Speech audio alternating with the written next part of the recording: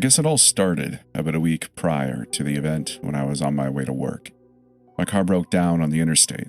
It was a 1991 Geo Storm, if you remember what those look like. It was a sporty little 5-speed and very fun to drive. I love that car, but I digress.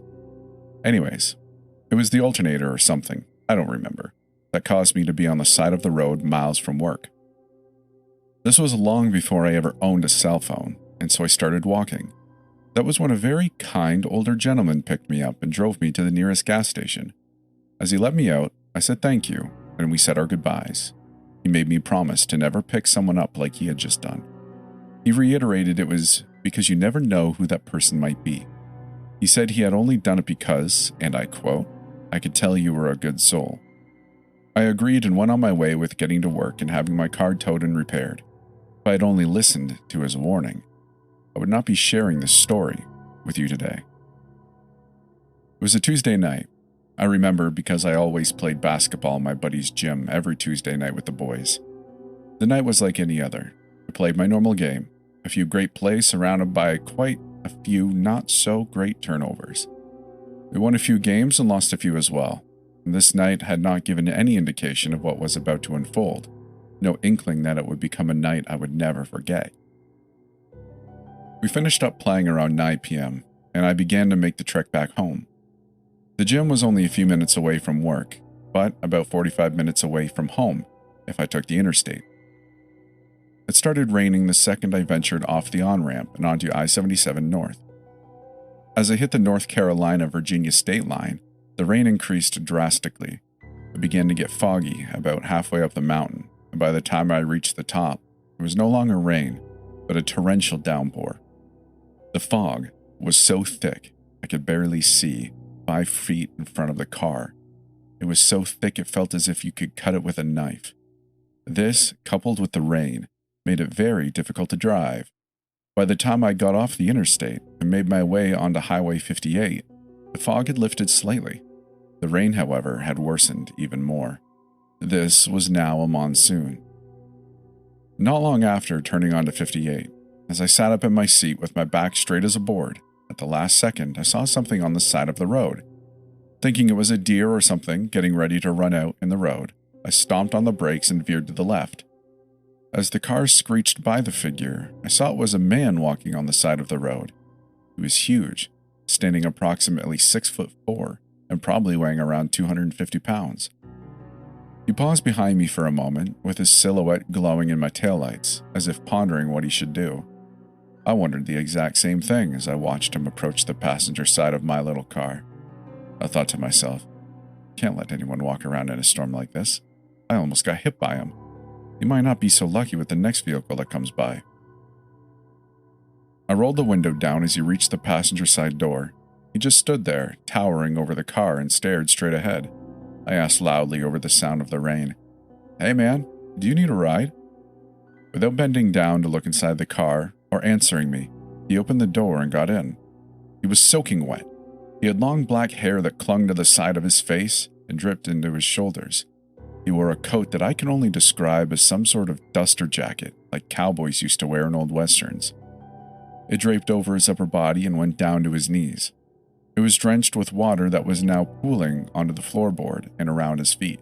He wore old work boots that were worn and turned a darkened brown due to the saturation of water. It was clear he had been walking in the storm for quite a while. He filled up the passenger seat in my little car and made me feel small. Without looking at me, he said, "Thanks." His voice was gruff and hardened, like a cold-hearted detective or private eye from an old 50s show. "No problem," I responded as I started to pull back into my lane and continued toward town. "I'm Brad, by the way. What are you doing out in this mess?" I asked, trying to make conversation. He didn't respond. That's when it dawned on me that he still hadn't looked at me. With the hair draping down, I could not get a good look at his face. A wariness began to creep into me, as I wondered if I had made a mistake by letting this guy into my car. "Where are you headed to?" I asked, needing to get an answer and get him out of my car as quickly as possible. "Home," he said, keeping his eyes forward as if he was in a trance. His voice sounded as if he was hollow inside. void of all emotion. I gave a nervous chuckle as I persisted. Where is that exactly? There was a long pause as he continued to stare ahead. The silence was deafening at this point, seeming to drown out the sound of the pouring rain hitting the windshield.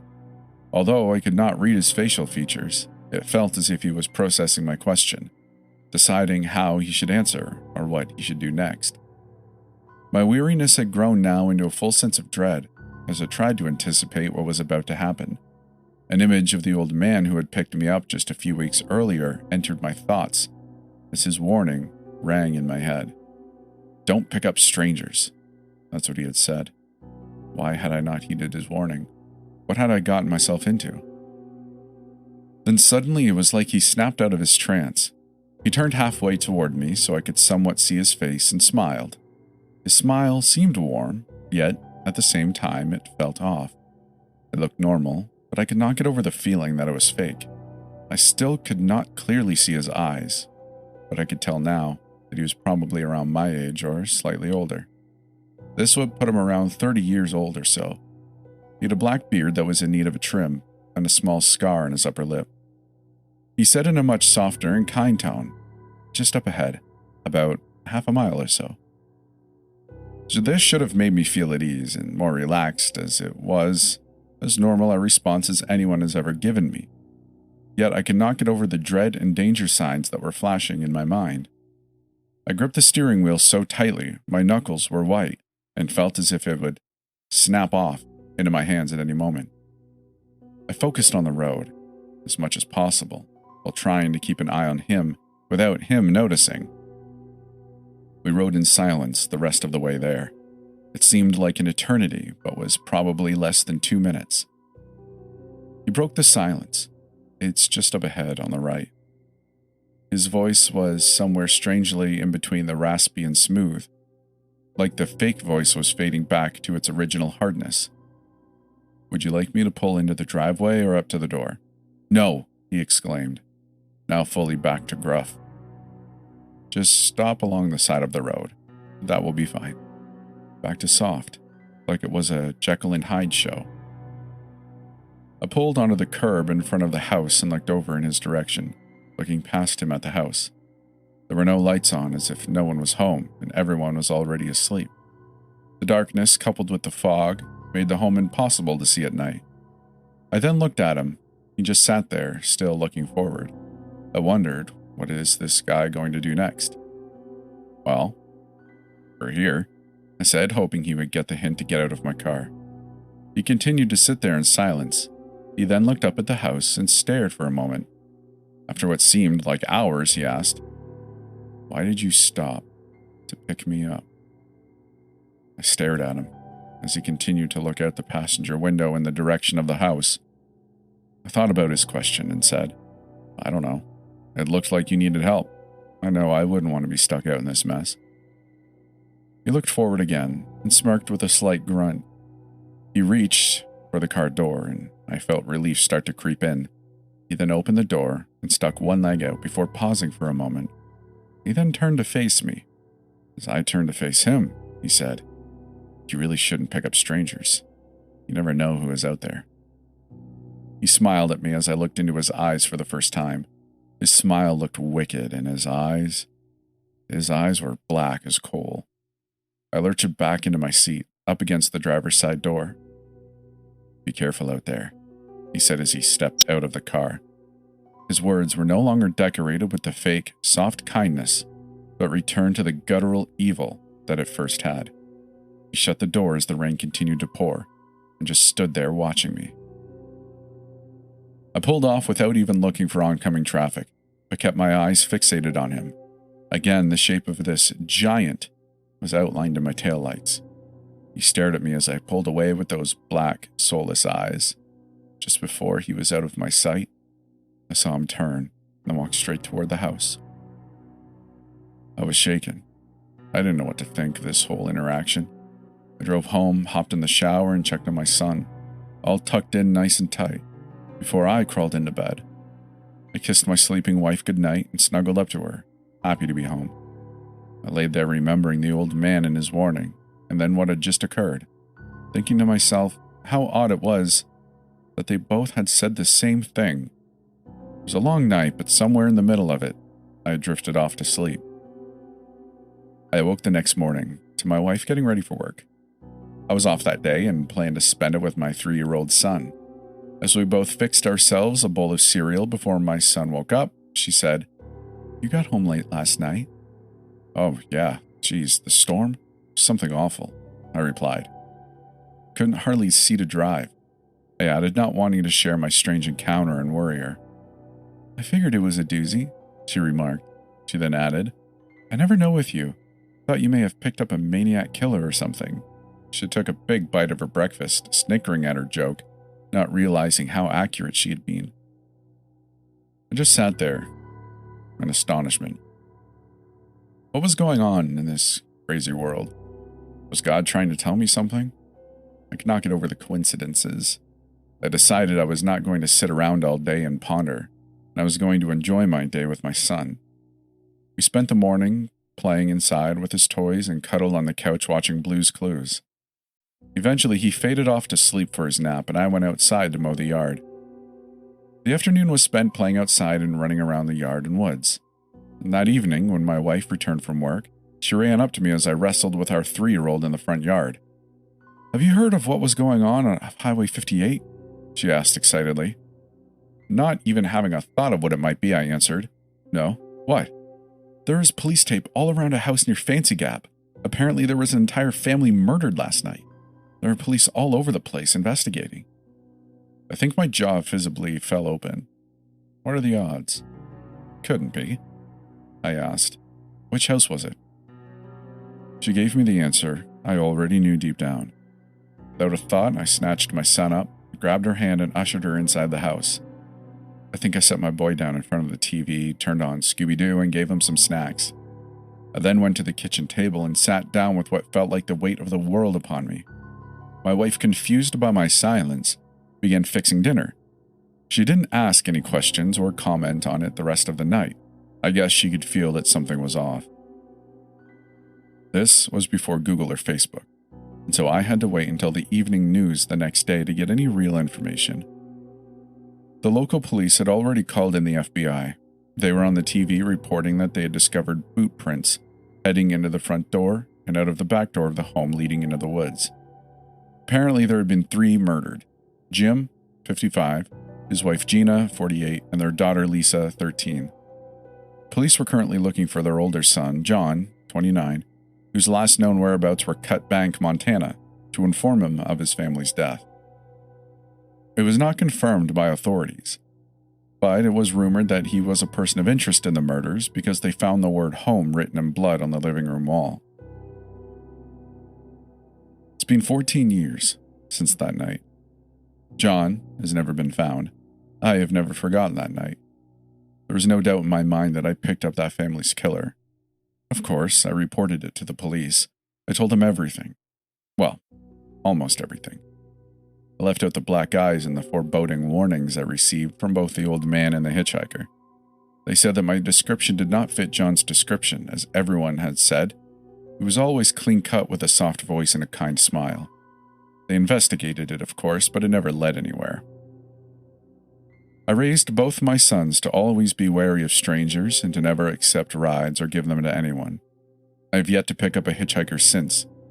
And this night has not left me without consequences, however. Sometimes when I'm driving in the rain at night, especially when it's foggy out, I see him in my taillights, standing there in the rain, just waiting to see if I will stop.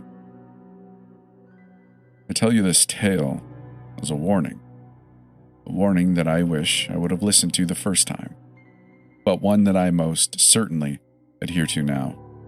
Be careful. You never know who or what is out there.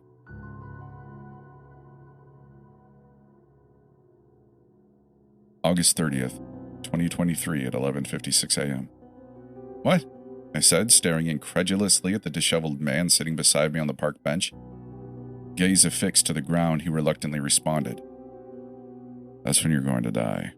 He sounded exhausted, worn down, defeated, like a soldier coming home from war after his whole unit was wiped out. "That's in 2 minutes. I don't believe you." "Believe what you want, kid. Makes no difference to me. He glanced up at me, dark purple bags hanging low under his sullen gray eyes.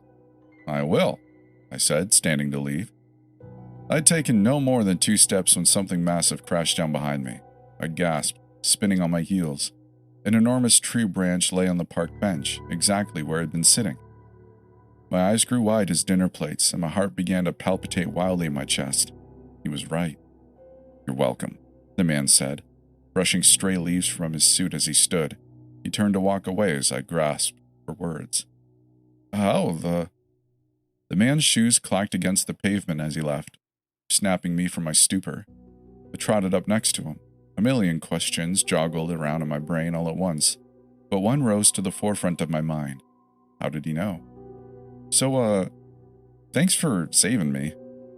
Don't mention it, he said without sparing me a passing glance. How did you do that?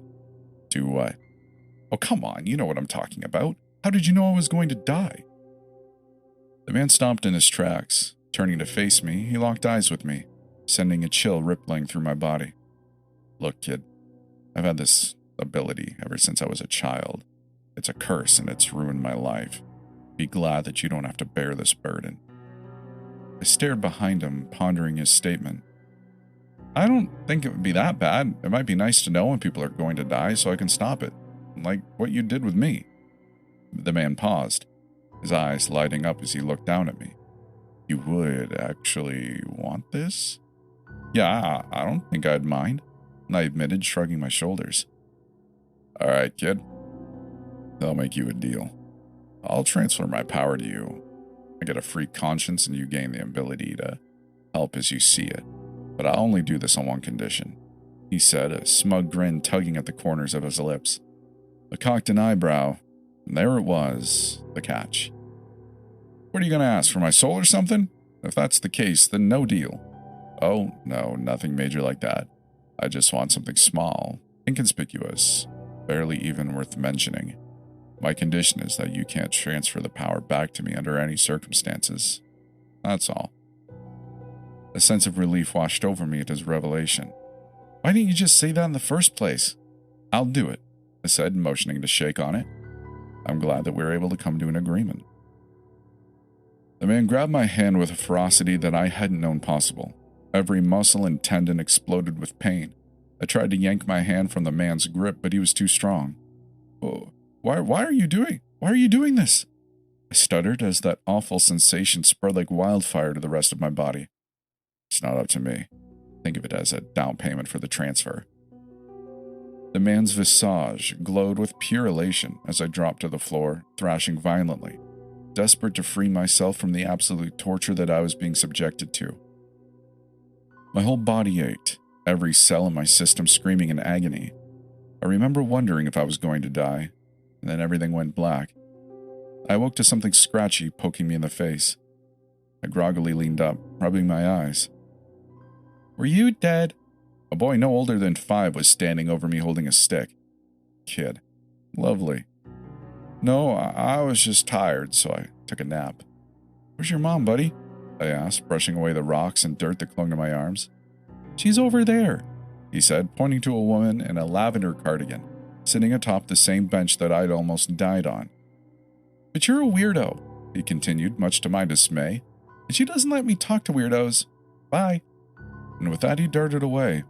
Normally, I'd be happy to be left alone, but as I watched the boy run, my heart plummeted into my stomach because a date suddenly flashed across my mind.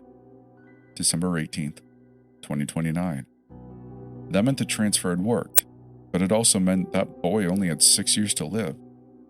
Well, this isn't going to be easy. I gradually mustered up the courage to do the right thing. I shuffled up to the woman, anxiously mulling over the words in my mind. I knew that I was going to sound insane, but what else could I do? If I had the chance to save a life, then I needed to seize the opportunity. The woman gave me the once-over as I stood, scanning me up and down like she was a TSA agent sending me through a metal detector. I know this is going to sound strange, but, I can see people's death dates. Your son's is December 18th of 2029. I just felt like I needed to say something, in case there's a way to prevent it. The woman glared at me as she stood, dramatically snatching her purse. "You're right. It does sound strange. And quite frankly, I think you belong in the loony bin. Stay away from me and my son." I grappled for something, anything to say as she furiously marched away, but I kept getting distracted by the number blaring in my mind the entire time I'd been talking to her. September 25th, 2074. I glanced at the boy as his mother hurriedly ushered him to the parking lot. I breathed a sigh of relief. December 16th, 2089. I'd done it. Mission accomplished. Or so I thought. I began walking through the park to return home, ready to plop down on my bed and take a much-needed nap. I was beat. As I continued on, I passed a number of people soaking in the golden afternoon sun. A soccer team practicing shooting drills, 2 preteen girls racing on their bikes, an elderly couple watching the ducks. I knew when they were all going to die. Dates began assaulting my brain like angry hornets. February 10th, 2078. November 24th, 2056. March 19th, 2024. I couldn't stop them. They flooded my conscience, swarming my thoughts relentlessly, and it was driving me insane. I sprinted the rest of the way home, staring at the ground the entire way. I'd made a huge mistake. I needed to figure out how to ditch my newfound ability before I lost my mind. But how? "Hey, Steven, how was the park?" Mom asked as I trudged through the door. "It was fine," I lied, averting my gaze. "Is everything okay? You're pale. Steven, look at me." My heart began to thud against my chest like a jackhammer. I really didn't want to, but I was going to have to face Mom. Eventually. I'd have to deal with it sooner or later. Blood pounded in my ears as I lifted my head. Time seemed to move in slow motion as I begrudgingly glanced up. I was beginning to think that it wouldn't come, but it did. August 6th, 2065. I released the breath that was caught in my throat as unbridled alleviation coursed through my veins like a drug. Mom was going to live to 81. "I'm fine, Mom, I promise. I'm just tired is all. I'm going to take a nap." "All right, honey," Mom said, a tinge of suspicion percolating her words. "But don't sleep too late. Dinner will be ready in a few hours." I flashed her a thumbs up as I disappeared upstairs. I pushed open the bathroom door, turning on the faucet. I splashed a handful of cold water in my face. Why the hell did I think any of this would be a good idea? I mean, the man literally told me that this ability had ruined his life. My head began to spin. I needed to get a grip. I locked eyes with my reflection. All the color suddenly drained from my face. I nearly passed out, grabbing the shower rod for support. I knelt to the toilet, spewing vomit into the bowl. It's been 2 hours since then, and I'm terrified to my core. Because every time I see my reflection, the date, September 2nd, 2023, won't stop flashing in my head. Wow. Okay. It's been a while since I've made any updates for this. Sorry, y'all. I've been processing, I guess. It's been an interesting time recently. It took me a while before I felt like I could finally write this. I don't really know what else to say here, so I suppose there's no place to start but the beginning. In my very first post on here, I was careful not to reveal personal information on who I was talking about, but that doesn't really matter anymore. She knows about all of this now. After the dust settled, I asked her if I could make an update, and she said yes. She's also given me permission to share her name. It's Nadia, which is a lovely name if I do say so myself. But anyways, I'll get to the point. I've been hoping for all these years that our reunion would be happy. She'd come in with the weight she'd been carrying all these years taken off her shoulders, and an amazing story of triumph and survival to tell. That wasn't the case. Instead, she came in all battered and bruised, her face and body gaunt, and a look of absolute defeat in her eyes. I could barely recognize her. If I'm being honest, I couldn't even begin to imagine what she'd endured to put her in such a state.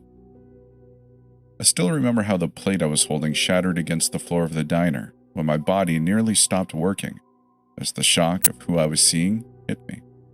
Just like the way she flinched from the sound, her body tensing up almost instantly as her gaze began to shift around the room, searching for dangers. But most of all, I remember the words she'd said. It's taken everything from me. Everyone. That's why I've come here. So I could warn you. I don't know if you'll hate me for dragging you into this all those years ago and for coming back now, but I had to. She had sighed, tucking her messy brown hair behind her ears before continuing to speak, her dark eyes avoiding my own. All those years ago, you did something for me. You were kind. You chose to care for me, even though you had no reason to. And because of that, you've been a beacon for me all these years. The knowledge that there's at least a little bit of good left in the world, and it doesn't like that. It wants me alone, isolated. That's why I've been hurting them. Because it knows that if I have nobody left, I'll give up. And you're the only one left, so it's going to come for you. Nadia seems different. Her voice was monotone, distant sounding. Unlike how I'd remembered her, she no longer seemed scared anymore. She just seemed done. Done with hiding, from being hunted, from the hell that was her life. But this was her last stand. I'm so sorry, she whispered. But as I stared at her, I felt no anger. I don't know why she thought I would. Perhaps she thought that her warning me also meant leading it here? Because if that was the case, I'd certainly prefer that option over it killing me before I had a chance to prepare. And by prepare, I meant go home and get the shotgun. I took a cautious step closer, reaching over to take her hand in mine. She flinched, but didn't make a move to pull away.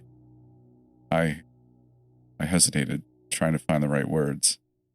I'm not angry with you. I'm not really excited at the prospect of that thing coming after me, but any warning is better than nothing, right? She laughed, albeit shakily. How long do we have? I asked, trying to keep my voice as steady as possible for her sake. Nadia only gave me a small shrug. It seems to only come out at night. I was moving all day yesterday and most of this morning, so if we're lucky, tomorrow night? But given my track record, I doubt it.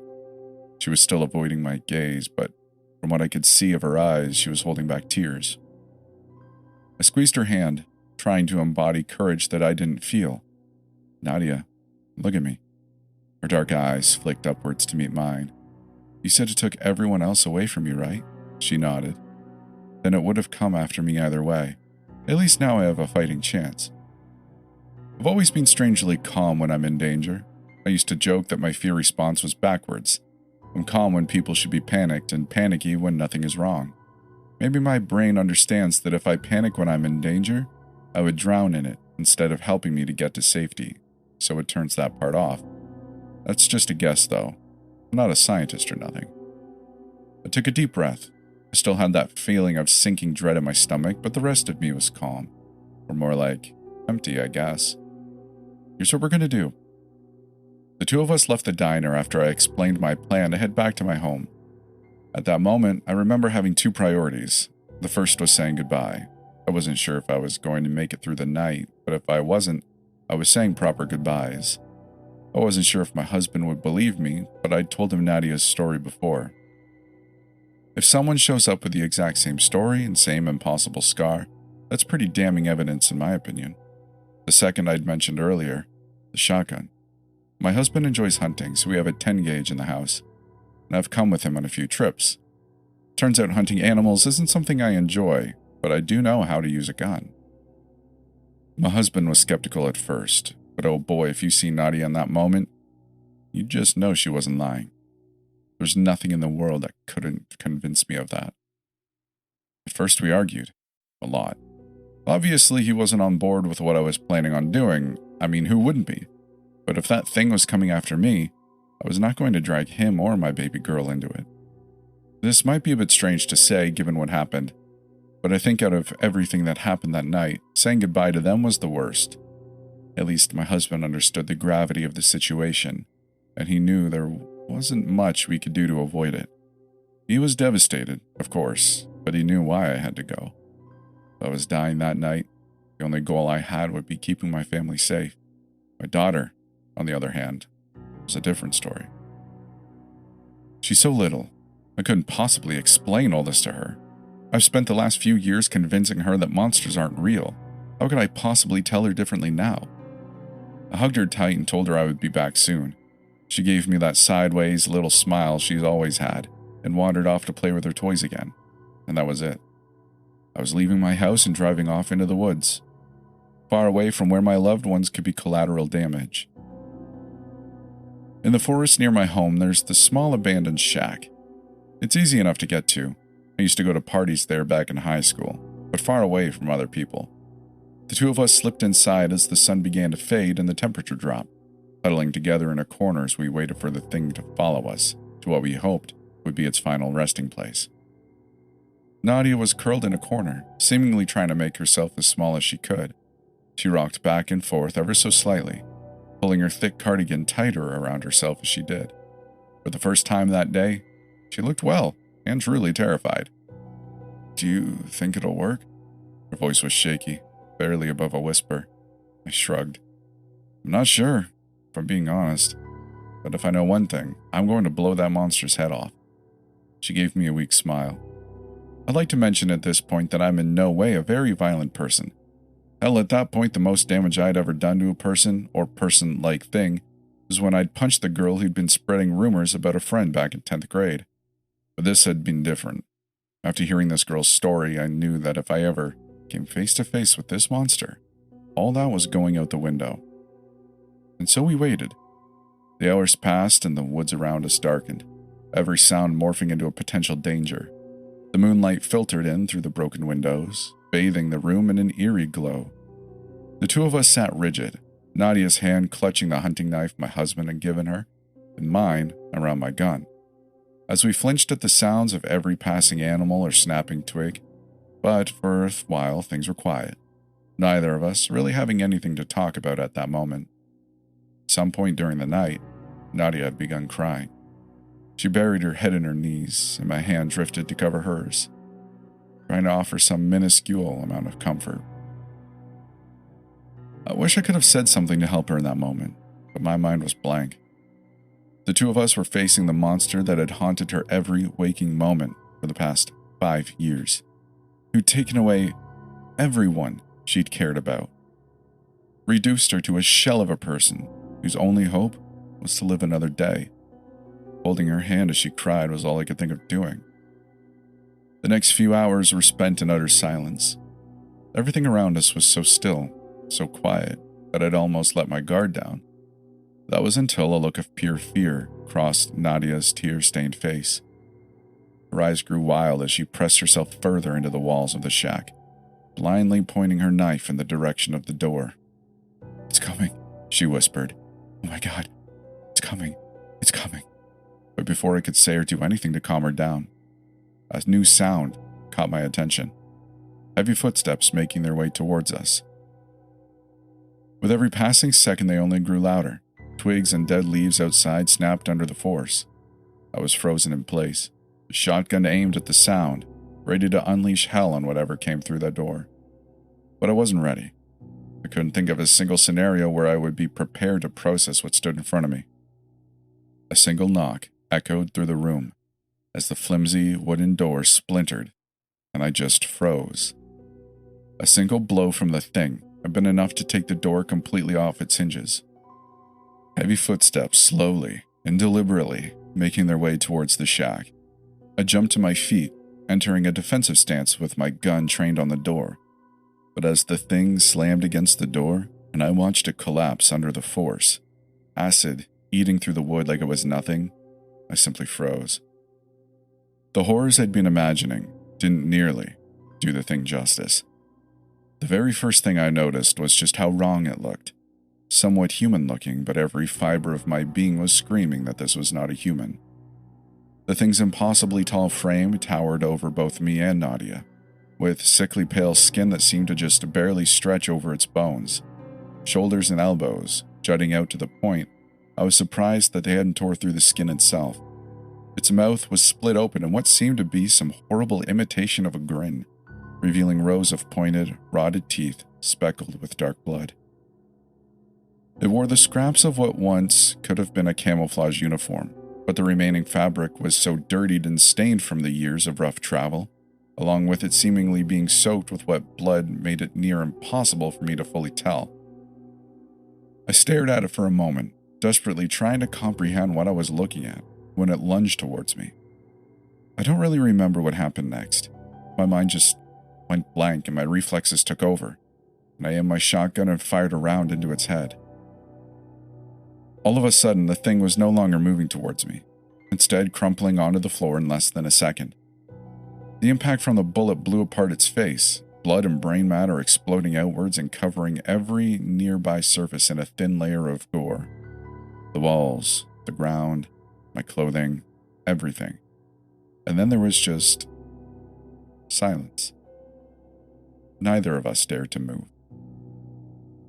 I stood there for a while, staring at the body on the floor, ears ringing and hands still gripping the gun tightly, as Nadia eventually took a very small step closer to the creature.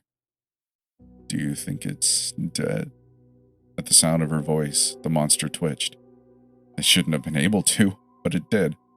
Somehow it began to drag itself off of the floor, bent in two long limbs, causing it to stumble like a baby animal, as the featureless, bloody mess that had once been its face turned in Nadia's direction. I like to think I'm brave, that I can protect people, so the fact that I wasn't able to do anything but stand there watching as the creature advanced on my friend is something that I still feel guilty over whenever I think about it. I thought I was going to watch her die, and then Nadia drew her knife. And suddenly she was on top of the thing, plunging the blade into its chest and jugular veins over and over, as the desperate scream of agony and rage ripped its way from her throat. It began to thrash underneath her, hands swinging blindly at her as she ducked to avoid them and moving to bury the blade in its shoulders and hands instead. Within moments, the knife had been burned away by the thing's acidic touch, but the damage was already done. Nadia slowly stepped off the now lifeless body on the floor, wiping her eyes with blood-stained hands. She crouched down next to the creature and, silent and unmoving beneath her, and whispered something to it. I don't know what she said. It isn't any of my business after all. But as soon as she stood up, all the fear and hardness fell away from her face. She looked exhausted, but for the first time since I knew her, I could see a genuine smile cross her face. We burned the shack. I already had seen the thing regenerate once, and while I was pretty sure she killed it, I wasn't taking any chances. As it burned, I'd gone back to the car to get some food and medical supplies for the various injuries we'd sustained, but Nadia wouldn't take her eyes off the shack until it was nothing but blackened wood and ash. By some miracle, neither of our wounds were too severe. I got out with a few nasty scrapes and bruises, and Nadia had another burn, although not nearly as serious as her first one. And then the two of us went home.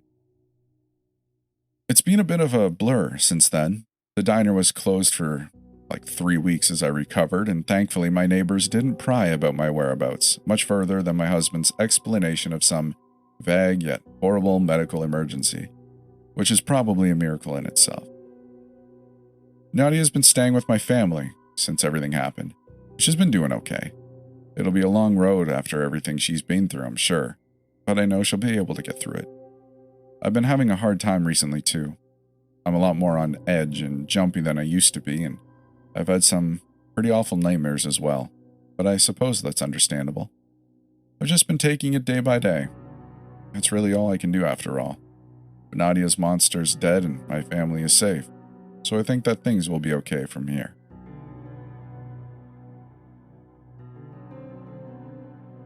It takes the average person 450 meters in 12 seconds to reach terminal velocity. The building that I was jumping off of was 500 meters tall to be safe, about the height of the World Trade Center tower in New York, although it was a whole lot less sturdy than that. 12 seconds feels longer when there's nothing around but the open air. I counted the seconds with single-minded intensity, like I had been trained, refusing to let a single one slip through my fingers. 1, 2. The moment where my feet left the tower was always the most disorienting. I had done this dozens of times, but there was still that moment of instinctive panic where my lizard brain knew that I was about to become nothing more than a smear of blood and viscera. I was hurtling towards the ground at terminal speed without a parachute, and that sort of fear isn't something that just goes away. I love it, honestly. It's a rush that nothing else can match. 6, 7. I knew I was screaming because of the soreness of my throat, but I couldn't hear it over the sound of my thundering heartbeat. The sky, previously boundless, lost its infinity to the dirt below. 10. 11. I could feel something changing, see the wrongness in the wind currents. There was a boom that resonated in my bones, and just before I hit the earth, I shifted just barely out of sync with the rest of the world. 12. Freefall. Let's back up a little. Actually, let's back up a lot. All the way to the beginning. The theory of the Big Bang is, at its core, the idea that everything was created in the debris of an explosion that we're still riding the waves of billions of years later. But the thing about explosions, especially cosmic ones, is that they can never quite be predicted. The nothingness that came before was ripped apart to create the building blocks of the world. With that came just a bit too much pressure. Rips formed, tiny in comparison to the vastness of space, like stretch marks across a hip. Our existence has always been fragile, balanced as it is between the lethal cold above and the burning magma below, held in by something as ephemeral as gravity. All of it contained between the blip of time that is a universe. Those tears just make it possible for humans to topple the precarious stability and end up somewhere else. Somewhere that has never known the light of a star. One such tear is in the outback of Australia. It was only discovered because of a skydiver with a faulty parachute. He disappeared into thin air and his friend caught it on camera, then somehow managed to make people take it seriously. There's probably more, somewhere in the world, but we haven't found them yet. Everything beyond the tears we call the shade. And by we, I meant me, and the rotating crew of scientists, engineers, and politicians that facilitated my trips into the tear. The worst part about the tower was always getting my gear to the top.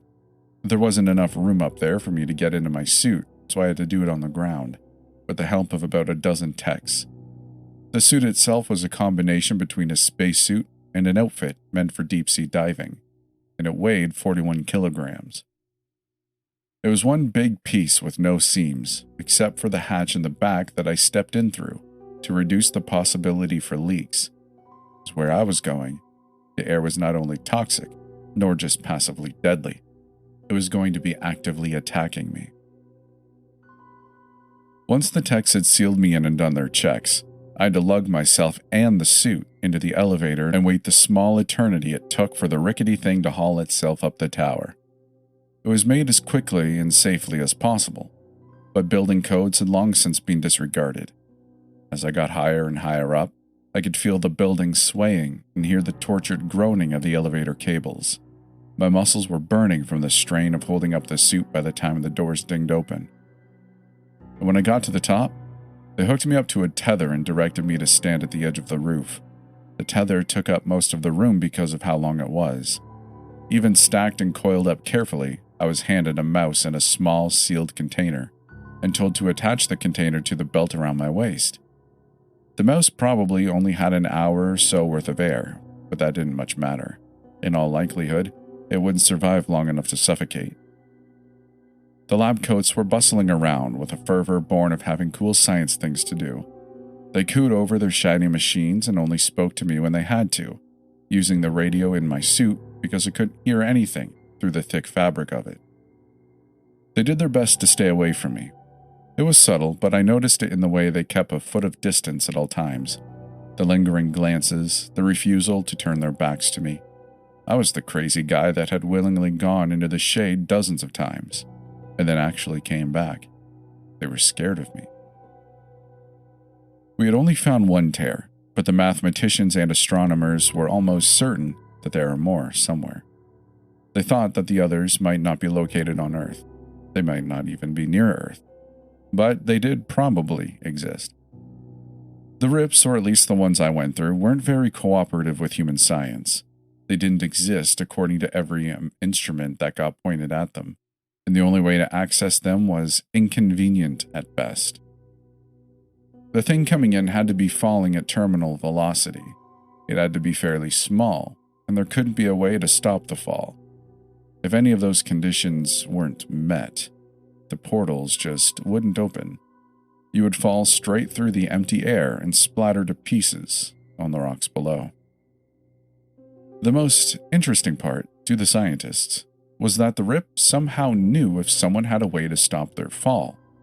We weren't sure initially why the tether didn't prevent me from going into the shade, but the current working hypothesis is that since the cord isn't strong enough to hold me up or catch me, it doesn't count. It had been tested over and over with dozens of different types of equipment: gliders, jetpacks, bungee cords, even Spider-Man type web shooters. Every time the tears stayed stubbornly closed, but there seemed to be no way onward.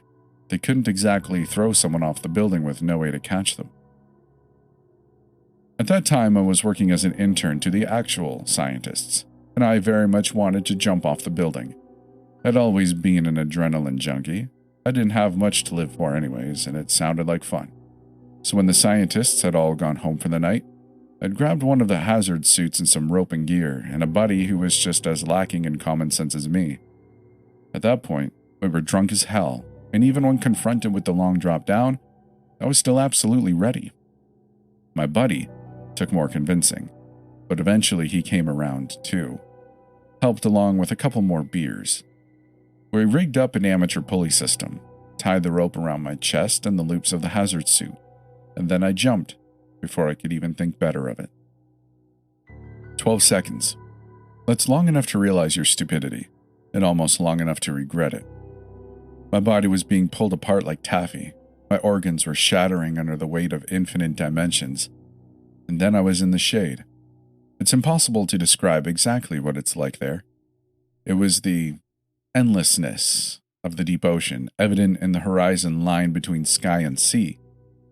Or maybe the place where lost socks go, or the heartbreak of losing a child, or the thousands quilt squares piled around Grandma's house that she said she'd get to later, or the way midnight coffee just tastes different than morning coffee. It was like nothing I'd ever known before.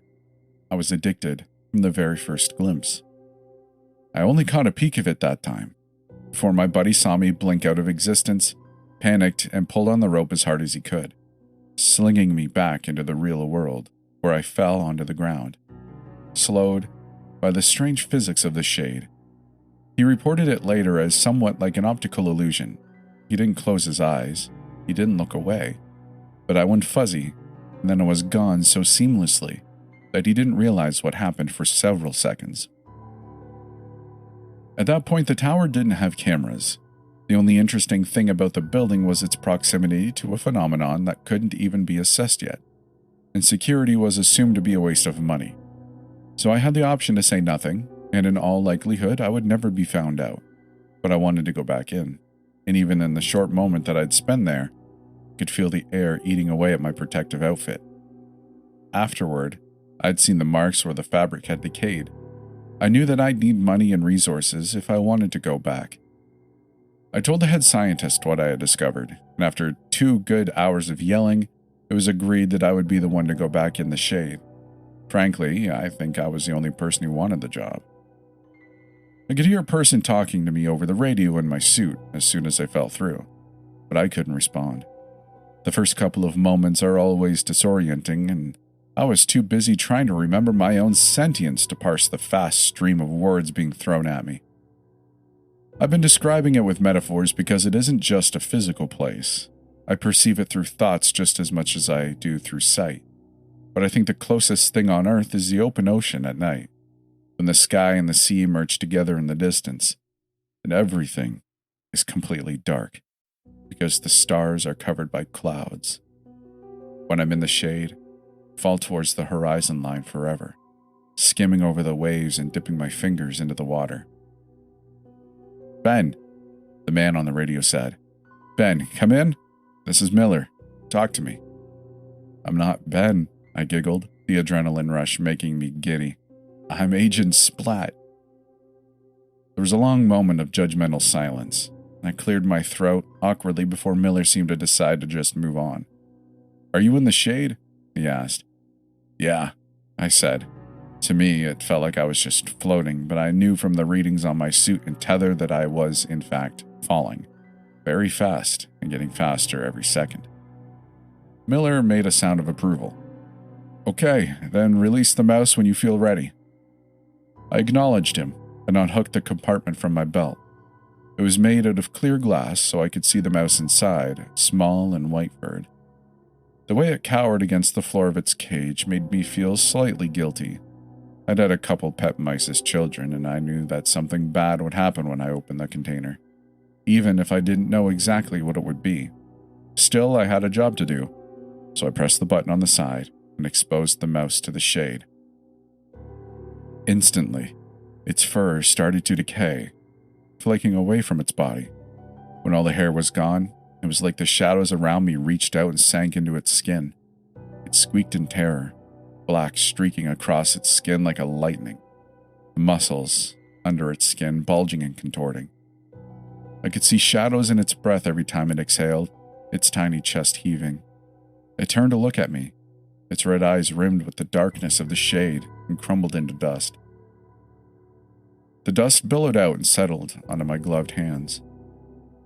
Report, Miller asked, his voice uncharacteristically gentle. Are you hurt? My hands were shaking, sending up little plumes of dead mouse dust. I'm okay. The mouse... It's dead. Obviously, Miller said, his concern overwhelmed by irritation. We knew that would happen going in. Details, Ben. Right. I took a deep breath, which wasn't very grounding, considering the canned air I was breathing. It's sort of twisted, like its skin was the wrong shape for its organs. And then it dissolved. Miller said something else that I didn't hear, because I was staring at the black powder that used to be a mouse. I had thought it was just on top of my suit, but now that I looked at it, it seemed to be embedded in it. No, not embedded, I realized. It was actually abrading the cloth, insinuating itself in the fibers, and it was still moving, still trying to get to my skin. Pull me out now, I said, shaking my arms wildly because I couldn't think of anything else to do. Get me out of here, now! To his credit, Miller didn't ask questions, he just acted. Like in space, or the sea, it's easier to move things in the shade. The tether which would have snapped on Earth was more than sufficient to pull me back up. The process of leaving is very different from going in. Just the intention of exiting and the cessation of falling seems to be enough, with no regards to how far I actually fell into the shade. It only took a couple of seconds of the scientists back home pulling me up, with the tether for the world to shift again, but they were the longest seconds of my life. I could do nothing but wait as my suit got thinner and thinner, and then tore entirely, an instant before the world shifted again, and I was back on Earth. I curled into a ball on the ground, getting dirt all over my suit and screaming from the pain. I spent 3 months in the hospital. The doctors had never seen injuries like mine before, and they had no idea how to treat me. The wounds were worst around my hands, where the air of the shade had entered, but they covered my entire body.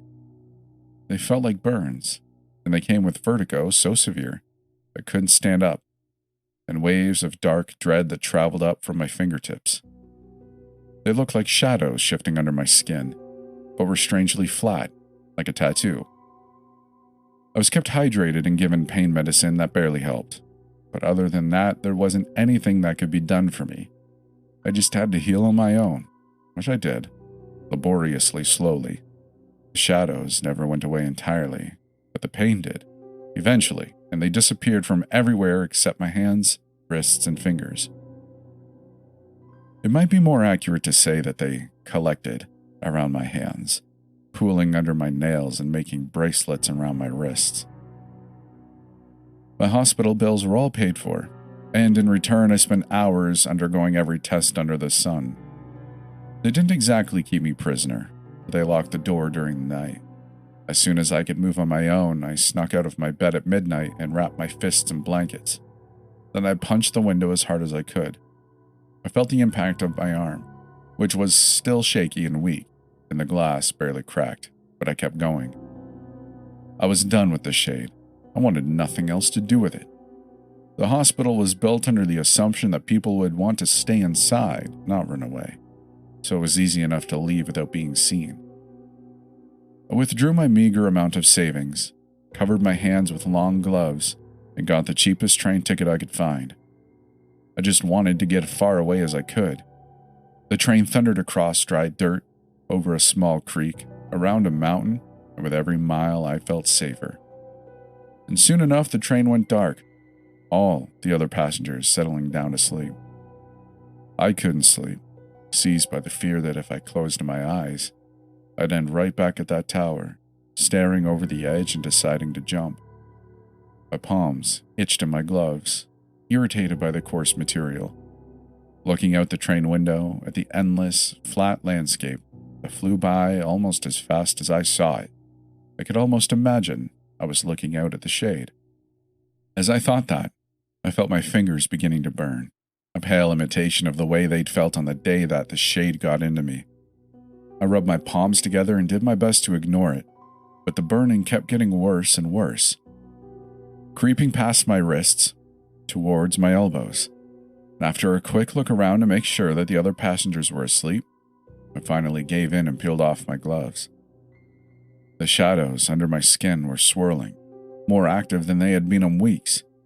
Then they actually pulled up off of me, becoming smoky three-dimensional tendrils instead of just laying flat.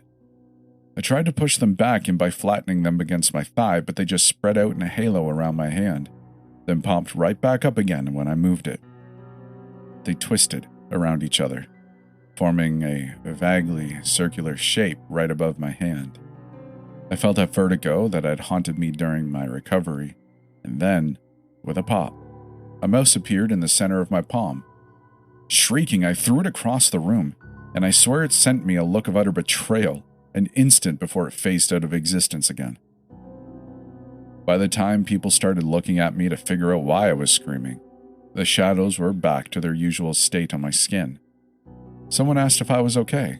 I nodded vaguely in their direction and huddled further down in my seat, wrapping my arms around myself.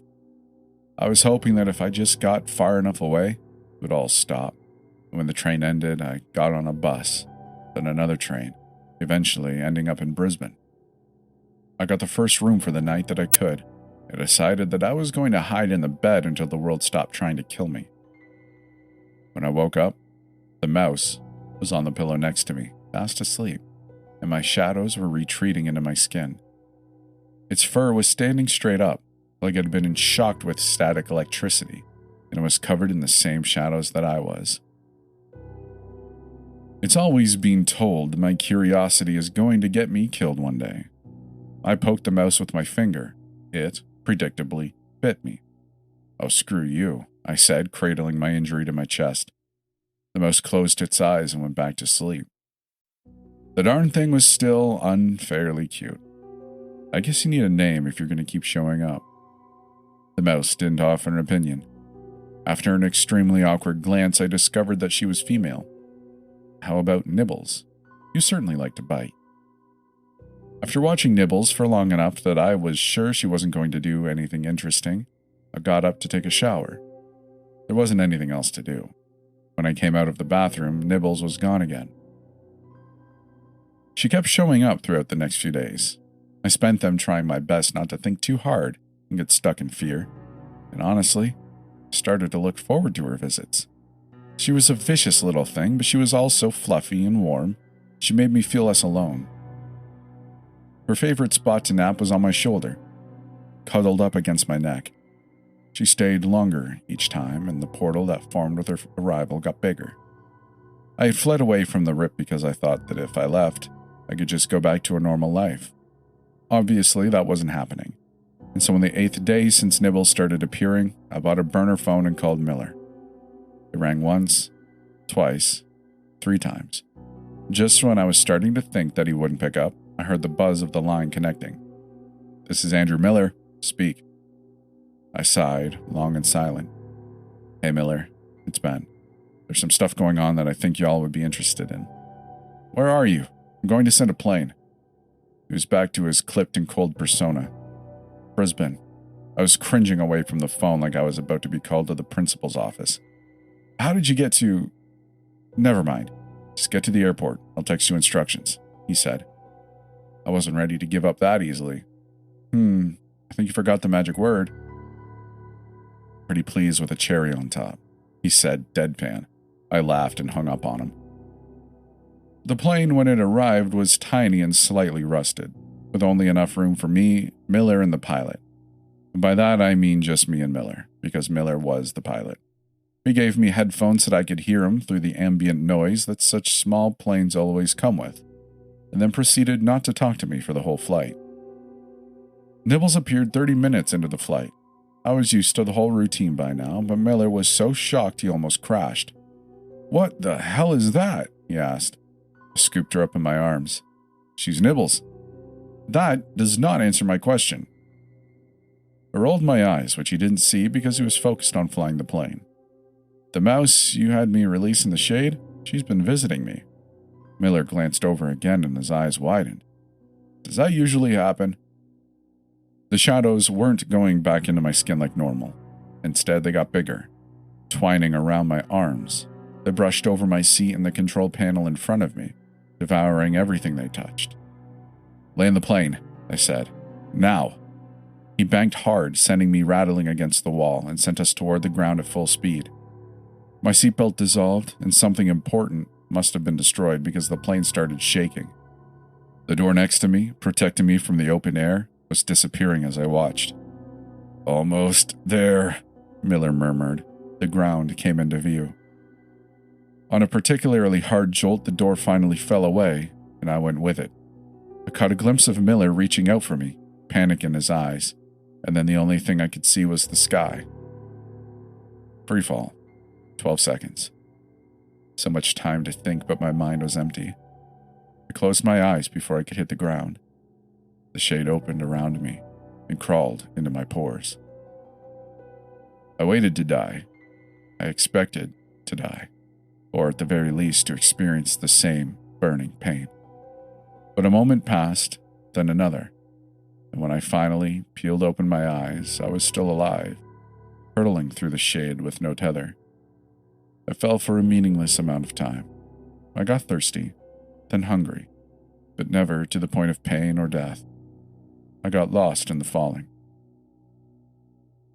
When the first image came, I thought it was a mirage, but then it happened again. There were just flashes, snapshots of other worlds, crystal trees, burning air, dinosaurs that talked like humans, a civilization on the brink of collapse, another just beginning to grow, fields of animals grown like wheat, a wall bisecting the earth, colonization of the universe by a race of lizards, wastelands and paradises, all connected by the shade. I was crying, sobbing with my eyes wide open. And just when I thought I couldn't take any more, it ended. I landed at the foot of the tower unharmed. I don't think this is where it ends, though, or at least it doesn't have to end here. Nibbles just appeared, and this time the portal she came through isn't closing, and it's bigger than ever. Big enough that I could fit through it, if I crouched. I've always been filled with wanderlust, always been a bit of an adrenaline junkie. It's what drove me to jump off the tower in the first place. My mom called it suicidal curiosity and lack of regard for my own fool self. She may have been right, but the shade chose me. For some reason, and after I finish writing this, I'm going to walk through that portal. And then, I guess I'll see how far I can fall. Every room has an entrance. It doesn't have to be grand. It doesn't even have to be constantly accessible. Simply by its very definition, a room cannot be a room without a way in and a way out. Yet every rule has an exception. I've seen the exception to this one deep within my house. So deep, in fact, that I have absolutely no idea where exactly this room is. But I know it's nearby. I've heard people inside, and I've even been in myself. Between me and my sister, my parents have 2 daughters. I was the last one to get my own place, despite being the eldest by a year. My encounter with the room occurred only a few days after moving in. I wasn't doing anything in particular. I was just walking down the stairs, a perfectly mundane activity that we don't even think about, a means from point A to point B. But what happens when point C gets in between? When we stop paying attention to where we're going, where do we end up? Each step creaked gently below my feet, something that doesn't bother me, but it did seem particularly louder than usual on this occasion. Perhaps it took more of my attention than I had realized, because on that final step, I tripped. Not enough to hit the floor, but enough to stumble and lose my balance. As I caught myself from my momentary fall, the house saw my temporary lack of concentration. The room changed. Walls and off-white color surrounded me, with most of the paint cracking and flaking away with age. The floorboards were visible and rough. Even through my socks, I could feel the points of wood painfully pressing my skin. The air felt thick to breathe. A musty, dusty smell filled my lungs. The room was bright. Although missing any specific light source, it simply seemed to emanate from a thick, twisted wooden pillar in the center of the room. In one corner, an old mattress had claimed enough dust to be unsleepable. Even if clean, it didn't appear very comfortable. Needless to say, I was more than confused. My mind instinctively wanted to retrace my steps, despite the fact that I couldn't have possibly gotten lost. This was my home, with one staircase. I turned around to go back. It took this long for me to catch on to the fact that the stairs were no longer there.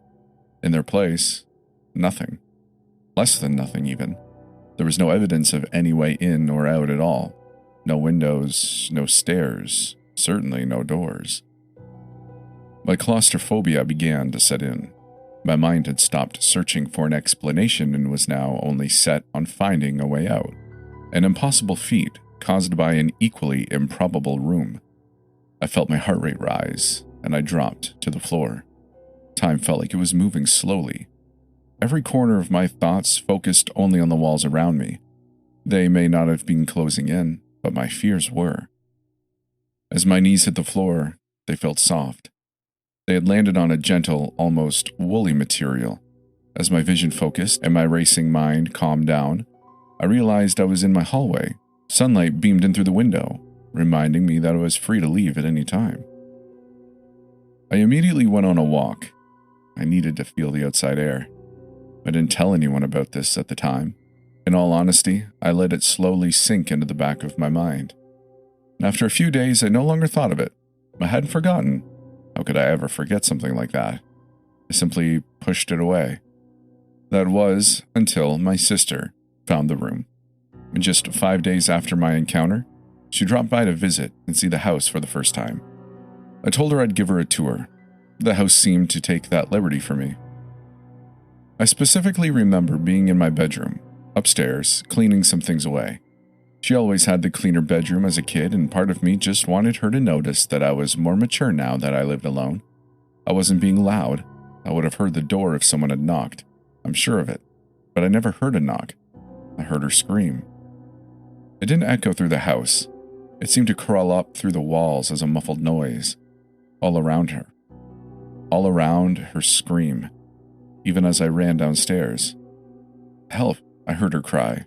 "Where are you?" She sounded terrified. "Where are you?" I yelled back, repeating her question. I realized now that this wasn't helpful, and I had never even answered her. But in the panic of the moment, I just wanted to find her. Somehow, even on the ground floor, her voice seemed to be just as distant as it had upstairs. I opened the front door and stepped out into the garden. Only then did the sound seem to change. It was clearly coming from within the house. I turned back around, and yet as I entered the hallway, I bumped into my sister. We grabbed each other. Where the hell was I? The question alone caused my mind to think back to my experience. I pulled away from her hug, now feeling equally as shaky. A room with no doors? Her silence spoke for her. She had seen it too, and she began to explain. You weren't answering the door, so I let myself in. And I thought the place looked strange, but I thought nothing of it. Another example of being unaware of your surroundings. As I closed the door behind me, it just disappeared. I ran around and then suddenly bumped into you, and the room was gone. We sat down and I told her about my experience. We told our parents. I felt more confident in telling people now that I wasn't alone in the matter, but obviously, they just saw it as some weird ghost story. Spooky. Seriously. That was the first thing our dad said. The traumatic events were, simply by the nature of their absurdity, nothing more than a tale. His tune changed when he came to visit just a few days later. It didn't happen immediately, but it didn't take long. He'd been sitting on the sofa with Mum for about half an hour. "Where's the toilet?" "Upstairs. First door you see. It'll be open." I felt slightly guilty, and deep down I think I knew he would find the room. When he came back with a pale expression, I had my answer. My mum looked rightfully concerned. "You look like you've seen a ghost. Are you okay, dear?" She spoke gently as she stood up to walk over to him. "He's seen the room," I explained for him. Mum's puzzled face showed that she wasn't exactly sure what I meant, so Dad finished the explanation. "The one with no doors." Mum, of course, experienced it too by the end of their visit.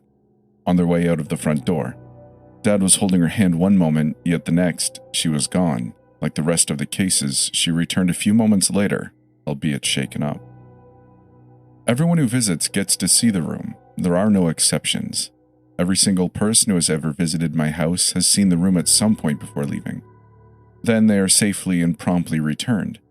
What's stranger still is that it never occurs more than once. A single visit is all anyone ever seems to be permitted. Family members, friends, mechanics, delivery drivers that step just one step too far.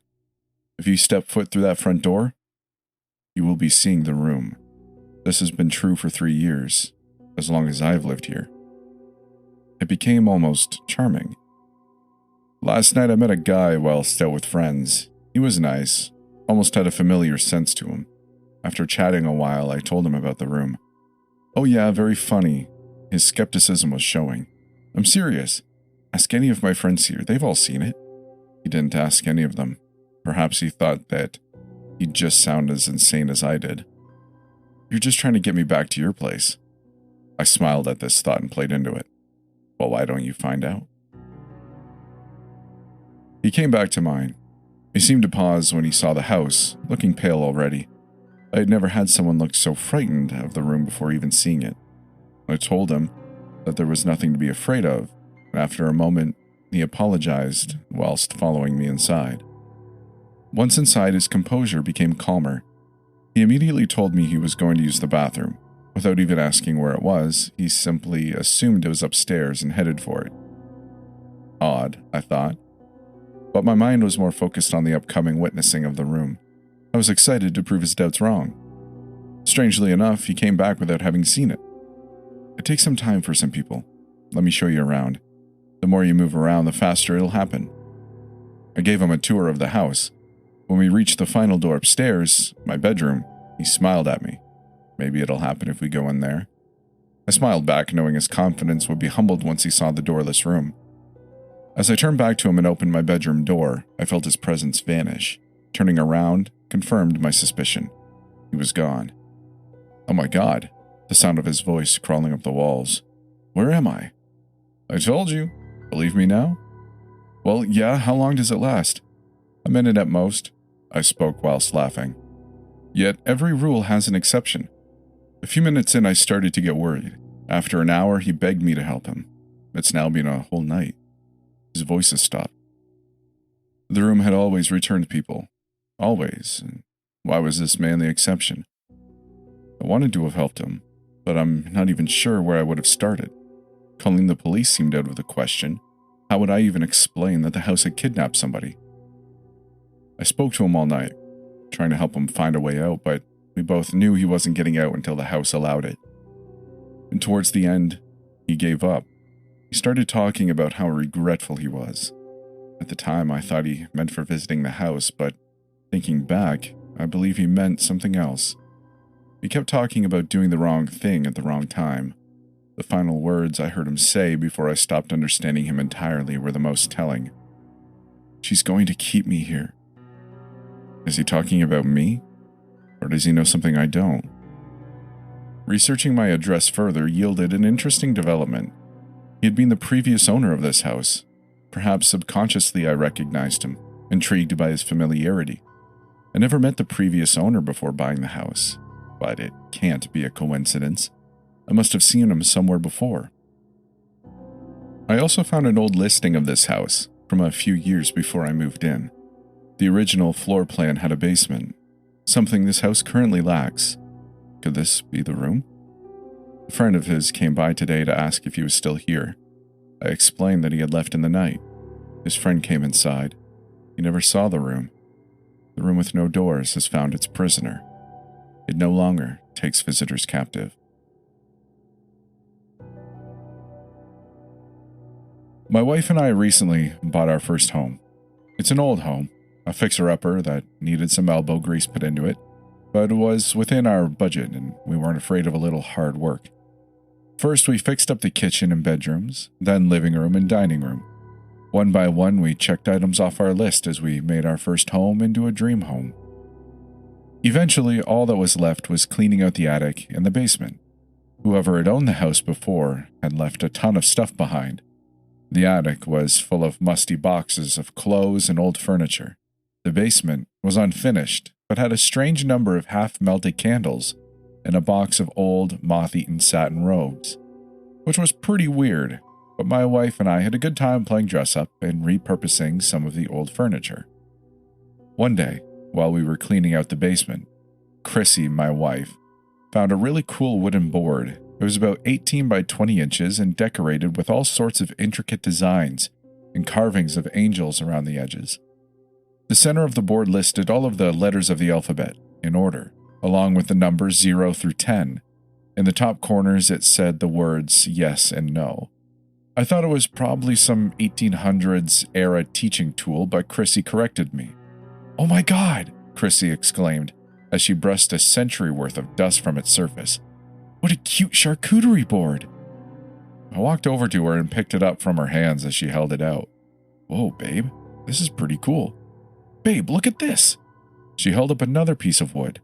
It was vaguely in the shape of a triangle, finely decorated with a hole in its center, about an inch in diameter. "It's for scooping out dips. This is just too cute." A few weeks went by and Chrissy and I started to think maybe we weren't as handy as we like to think. The doors we mounted would open by themselves. Pictures we hung on the walls would fall to the ground. Once we entered the kitchen to find every cabinet and drawer open. It was disheartening to think maybe we had bitten off more than we could chew with this project. But one night, while watching a movie and enjoying charcuterie together, I used the scooper to put a fat hunk of goat's cheese on my plate and sat back on the couch, when I noticed the scooper started sliding across the board untouched. It stopped after a few inches, but man, how annoying is it to think the house was just poured our savings into might not even be level. I didn't bring it up to Chrissy because I didn't want to upset her. Funny story about that night. Halfway through the movie, Chrissy cut off a piece of the block of Gouda we had on the charcuterie board. She ate the cheese and tossed the knife back onto the board. Instead of clattering on the board then coming to rest, the knife started to spin. I think it might have been greased with the olive oil on the board, but it spun for nearly a solid minute before coming to a screeching halt. The blade pointed directly at where the board said no. We both laughed about that for a while. I mean, what are the chances of doing that again? It was so weird. Our cat started acting strangely. It would stare off into random corners with his hackles raised. He became more aggressive towards Chrissy and I, and he would absolutely lose his cool when we brought out that cool charcuterie board we found. In fact, he hated that charcuterie board so much that we ended up throwing it in our garbage can. That night, our air conditioner broke, and I don't mean it stopped working. I mean we couldn't shut it off. The temperature in our house dropped by like 50 degrees. We could see our breath in our bedroom. I told Chrissy I would call the HVAC man in the morning, and we went to sleep under a mountain of blankets. When I woke up the next morning, Chrissy was gone. I assumed she went out early to run some errands, but her car was still in the driveway. Maybe she was out for a run. I heard the cat make some really aggressive noises and went to go see what was going on with him. He was on the kitchen counter hissing at a plank of wood that sat on the kitchen counter. It had some sort of symbol carved deep into the wood. I picked it up and turned it over, and was shocked to see it was the charcuterie board we had thrown out. I figured Chrissy had changed her mind and fished it out of the trash before going on her run. I went to the bathroom to wash my face and got ready for the day. As I lowered my face to the sink to splash some water on my face, the bathroom door slammed shut. Thinking Chrissy had just come home, I tried to go out and ask her where she'd been, but I couldn't get out of the bathroom. The door was locked shut somehow. I couldn't get out. Just another thing to add to my to-do list. I had to climb out the window and walk around to the front door to get back in the house. And Chrissy wasn't home. A few hours passed and I still hadn't seen Chrissy. I began to get worried. I tried her cell phone several times with no answer. And as I paced the house trying to put together the pieces about where my wife could be, the basement door creaked open. I went to shut it and heard noises coming from the dark, unfinished basement. Footsteps, then whispers, then oddly, the muffled sounds of a baby crying. I called the police and told them my house had been broken into. They performed a full search of the house, including the basement and the attic. They didn't find anyone. I filed a missing persons report for Chrissy before they left. It's been 3 days. I still hear the footsteps and voices. Doors are constantly opening and closing. I've thrown that stupid charcuterie board away 3 times and it still keeps coming back. And I've checked the AC unit 100 times. I even called a professional in, but it still gets so cold in this house every night. I know I'm a good carpenter, and those doors aren't on crooked. The floors of this house are level. I'm beginning to understand what is really going on here. My house is haunted, and I don't know what to do about it. So I can hear Chrissy. Her voice is coming up from the basement, asking me for help. I want to go down there, but I'm too damn scared. My hands are shaking as I type this, and I can't trust this house. I know that as soon as I walk down there, the door will close behind me. What do you guys think I should do?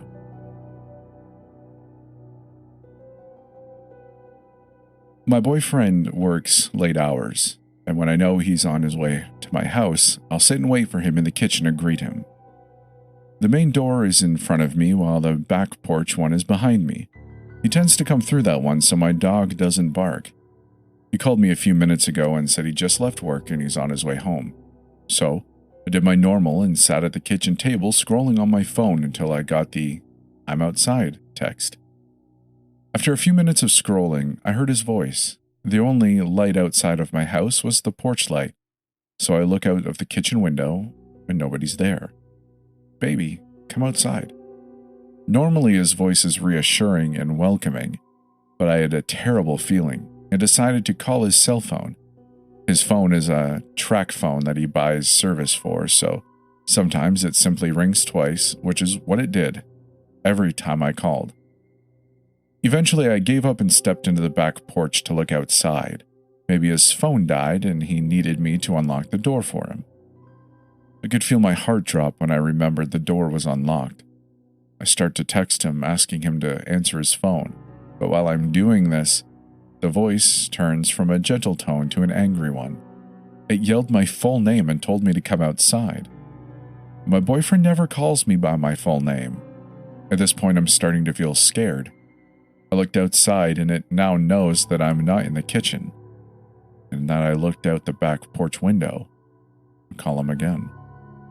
After what felt like hours, he answered in a concerned way, apologizing because his phone was on vibrate, as well as it was not working. "Why are you telling me to come outside?" Those were the first words I said, and there was an immediate silence over the line. "What do you mean? I'm just now on your road." He sounded worried, but I could tell he thought I was pranking him. The voice was getting angrier by the second. It cussed at me and eventually started banging on the door. It was so loud that even my boyfriend could hear it through the phone. I heard the car speed up, then the sound of gravel from him pulling into my driveway. I finally mustered up the courage to move the curtain and see if there was really anyone there. There was nothing there, but I could see him running up the stairs to get to me. and once he got in, the voice and the banging came to a complete stop. I stood shaken while he looked around my yard, only to see a deer running away on its hind legs, just for the front two to hit the ground in front of it as it went into the nearby woods. We didn't sleep much that night, and eventually we plan on moving somewhere that's closer to the city, as my house is out of the way for many other people. We made a huge mistake. We just thought it would be a fun idea, I promise. Me and my roommate, Nolan, we like collecting random weird stuff. Nolan likes thrifting and dumpster diving. I like building stuff in the garage or collecting weird trinkets. If you had asked me a week ago what the worst thing we'd ever found when looking through the garbage was, I would have told you that it was a bag of dog crap.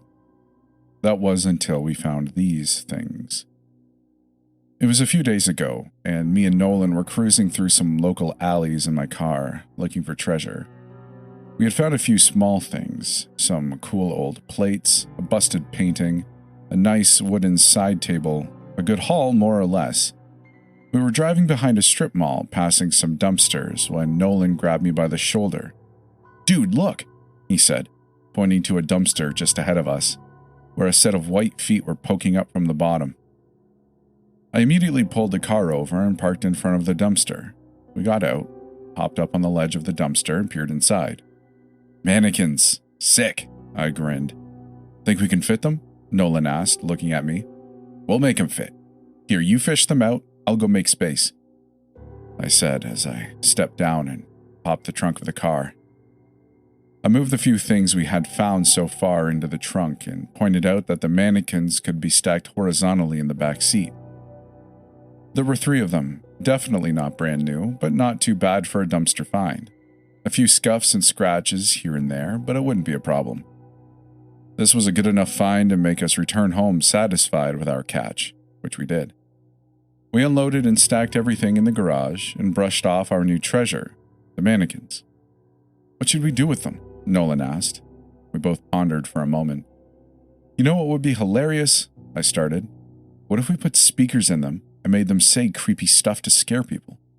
"That's genius," Nolan smiled, nodding his head. We spent the next hour or two cutting holes in the backs of the mannequins' heads and taping some small Bluetooth speakers into them. We found an app that would let us broadcast our voices from our phones directly to the speakers. So we spent the rest of the afternoon playing around with that until we got bored. We sent a few pictures and videos of them off to our friends, who all thought that we were crazy. Our other 2 roommates weren't thrilled at the idea of the weird speaking mannequins being part of the household, but we waved them off and told them they'd get used to it. I wish we'd listened to them. It was the next morning, as I was having a cup of coffee and browsing Instagram at the kitchen table, that Nolan came into the kitchen, laughing as soon as he saw me. "You got me good with that one last night," he said.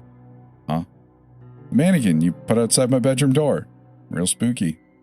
It wasn't me," I said.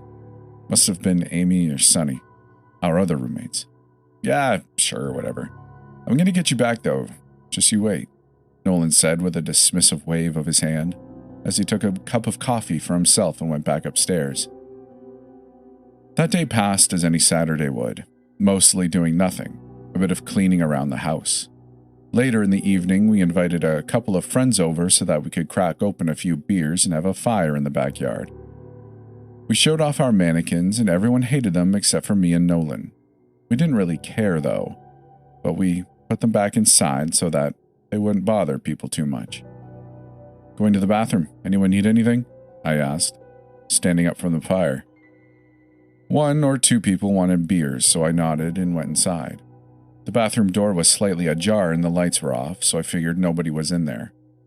I pushed the bathroom door open and gasped, jumping back suddenly as I saw one of the mannequins standing in the middle of the bathroom. "Boo," came a voice from the speaker in its head. "Oh, screw off," I said, as my fright turned into laughter. I picked up the mannequin and carried it into the living room. "Put me down! Put me down!" the mannequin cried as I carried it. "Unhand me, Rylan!" "Shut up, Nolan," I said as I propped the mannequin in the corner of the living room. I went back outside with the requested beers and flipped Nolan off as I stepped down the stairs. He laughed and waved me off. We spent the rest of the night drinking and laughing. The fire was turning into coals, and most of our friends had left by about 2 a.m. I finished my final beer and told everyone goodnight as I chucked the can on our pile of empties. I stumbled back inside and pushed the bedroom door open. I was too drunk to be scared this time, so I merely chuckled to see all 3 mannequins light up on the far side of my bed. One of them had its arm extended, the hand gesturing to the bed. "Sleepy time," said one of the mannequins. I sighed and moved all of them back out into the living room, wondering if rescuing these things was going to be more of a hassle than it was worth. I went back to my room and closed my door and crawled into bed, falling asleep to the peaceful hum of the air conditioning. I woke up late and rolled over to check my phone. I scrolled through a few Instagram notifications, checked the news on Reddit, and then almost had a heart attack when I got out of my bed to make way to the bathroom. "Rise and shine," said the mannequin standing at the foot of my bed. The faces of the mannequins we had found were the blank, smooth kind without detailing, but Nolan had evidently drawn a smiley face in Sharpie on this one. I reached over to my nightstand and angrily threw a copy of Game of Thrones at the mannequin, which hit it square in the chest and sent it toppling over backwards to the ground. "Ouchie," he said from the floor. I threw on a bathrobe and left the room. I showered and generally went about my Sunday. When I returned to my room to get dressed, the stupid mannequin was still sprawled on the floor with a stupid smile on its face. I grabbed it by the arm and dragged it to the living room, where I propped it up with the other mannequins, which now also had smiley faces drawn on their blank, smooth heads. Sonny worked late that day, and Nolan and Amy were out doing something, so I had the house to myself. After I spent most of the day reading and playing some video games, I decided I would finish off the last few beers left in the case from yesterday. I grabbed one out of the fridge, took a cigarette from my pack, and stepped out onto the back deck. "Okay, screw these things," I said as I saw the 3 mannequins were stood in a circle around the fire pit in the backyard, holding empty beer cans in their hands. I set my beer down, walked back inside, and picked up the baseball bat I kept next to my bed. I walked back outside, lit my cigarette, and proceeded to knock the head off the closest mannequin, clean off. The white head sailing across the backyard. "Home run," said one of the mannequins behind me, after which I immediately turned and slashed it across the torso with the bat. I laid into the mannequins, caving in the chests, knocking the heads off, and bashed the limbs apart. I picked up the remnants of the mannequins and carried them into the alley where I dropped it all next to the garbage. "From garbage you came, into garbage you shall return," I said to the mannequin parts, and flicked my cigarette onto the pile. How the hell did Nolan do that? I said to myself as I walked back into the backyard. I smoked another cigarette on the deck, chugged my beer, grabbed another, and went back to the computer to play some more games. About an hour elapsed, when the nicotine started to call to me again, and I went back to the deck for another cigarette. I couldn't tell if I wanted to cry, scream, run, or rage, as I stepped outside and saw all 3 mannequins standing around the fire pit again. Their heads were all turned to face me, and where, before, they had smiley faces, all 3 now had frowning faces drawn on in Sharpie. The worst part was they all had duct tape wrapped around themselves, reattaching arms, heads, patching holes, and holding them together where I had smashed them apart. I stood in stunned silence, blinking, pinching myself, hoping I was dreaming for a good minute. I felt afraid to even take my eyes off these stupid things, so, staring straight at them, I put the cigarette to my lips and lit it, puffing out the initial cloud of smoke. "Ouchie," said one of the mannequins, breaking our staring contest. I immediately strode down the stairs, yanking the garage door open and grabbing the jerry can of gasoline that I kept for my lawnmower. I went back into the yard, snapped each of the mannequins in half, threw them in the fire pit, doused them all in gas, and threw my cigarette onto the pile. The entire thing went up in a great rush of smoke, and the heat flashed against me so suddenly I stumbled back from the fire pit. I angrily flipped off the burning pile and sat on one of our deck chairs, silently, angrily watching the fire burn. I knew on the inside that Nolan was probably watching me from somewhere in secret, laughing his ass off at my reaction to these stupid dumpster mannequins. But I didn't care. I laughed. I hated them at this point, and I didn't give a crap if I looked like an idiot. Once the fire had burned itself out, all that was left were a few charred pieces that evidently weren't made of anything meltable, and a pile of molten, black something. Plastic, maybe. I don't know what they make mannequins out of. I angrily made my way inside the house, heading for my office. I was walking by the living room when I heard it. Hot. I stopped dead, too afraid to look. I slowly turned my head, and in the darkness of the living room, I saw 3 still, humanoid shapes. They were charred black with wisps of smoke rising off of them to the ceiling. I felt my legs go weak and my heart start racing. I ran back to the bedroom and slammed the door. I threw everything on the top of my dresser to the floor and pitched the whole thing on its side against my door. I sat down on the floor of my room and started to write this. Please, someone, please just tell me how he managed to do it. I know that mannequins can't come to life. It's impossible. I know it is. How did Nolan do it? And why did he do it? Why? I keep yelling through the door, begging, pleading, just wanting to know how he did it. They're not real. It's a joke. It has to be a joke. Please, you guys are the ones who know about supernatural, creepy things. I need to know what's happening. I need to know this isn't real. I'm dreaming, hallucinating. It has to be that. But I've never had a dream like this before. They're right outside the door. I know it. Because all they're saying now over and over is, sleepy time. Please, somebody help me.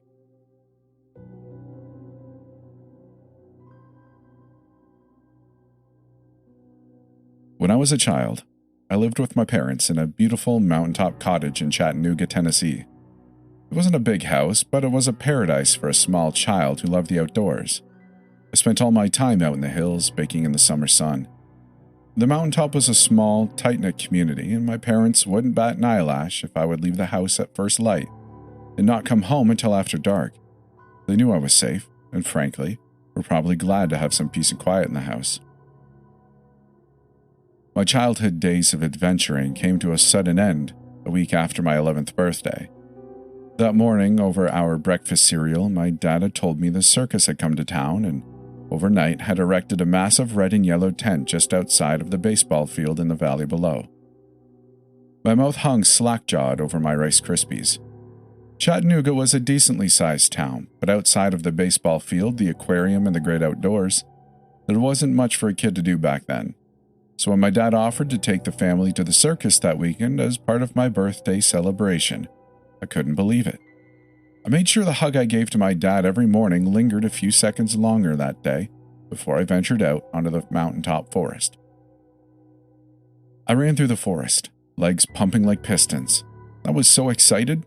The circus! How lucky was I to have such a good dad? Finally reached my destination, a tall pine that rested on an overlook that jutted out over the valley below. I was going to get a glimpse of that circus tent. I don't remember anything else that day. I still wonder if I ever got a brief glimpse of that tent. From what I was told, a branch snapped and I fell about 35 feet onto the rock outcrop below, knocking me unconscious. When I didn't come home that night, my parents called the police. Eventually, they found me broken and bloodied and still unconscious. A few days after that, I woke up in the hospital, and a few moments after waking up, I realized I was blind. I hit my head on that rock outcropping in just the right way to knock something loose in my brain, and, just like flicking a switch, I lost my vision. My world that was once filled with green trees, brown dirt, and blue skies was now enveloped in a complete and utter blackness.